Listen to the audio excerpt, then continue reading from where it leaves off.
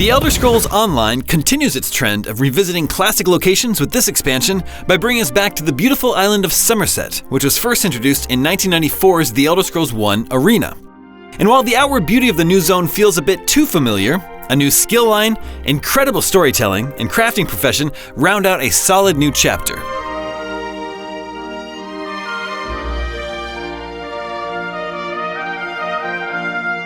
Picking up from last year's excellent Morrowind expansion and its Clockwork City DLC, Summerset stuns early on with its outward beauty.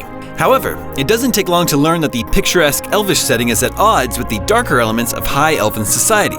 The High Elves have never been shy about their thoughts regarding the other races, and indeed Summerset showcases this disdain thoroughly throughout the world around you. While some of this feels heavy-handed, focusing on the smaller, personal stories of its characters has helped make ESO feel more human and real in recent years. Summerset is no exception, and its style of storytelling creates compelling characters throughout 30 hours of questing, 20 or so of which are spent on the main questline. Admirably, all of that is very well set up so that a new player can jump in and understand it with no knowledge of previous events.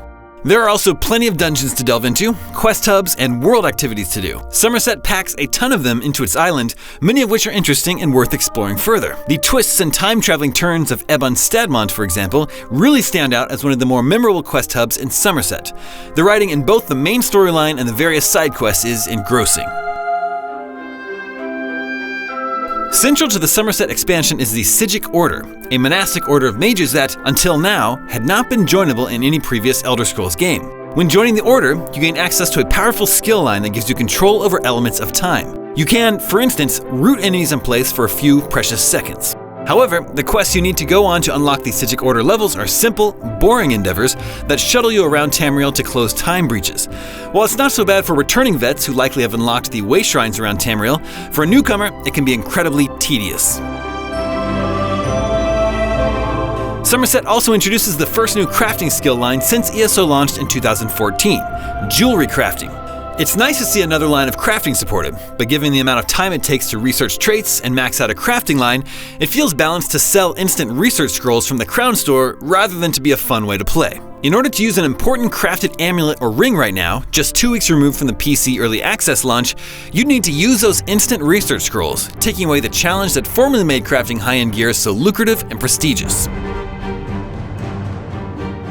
Overall, Summerset is an enjoyable experience. With plenty to do and an extremely well-written story, it's plenty of fun to hop into Summerset whether you're a returning vet or a newcomer. The new Psijic Order skill line is a great addition and makes the mundane questing to unlock it worth pursuing. And while jewelry crafting is a welcome addition overall, it's not going to be useful for a good long while unless you pay to speed it up.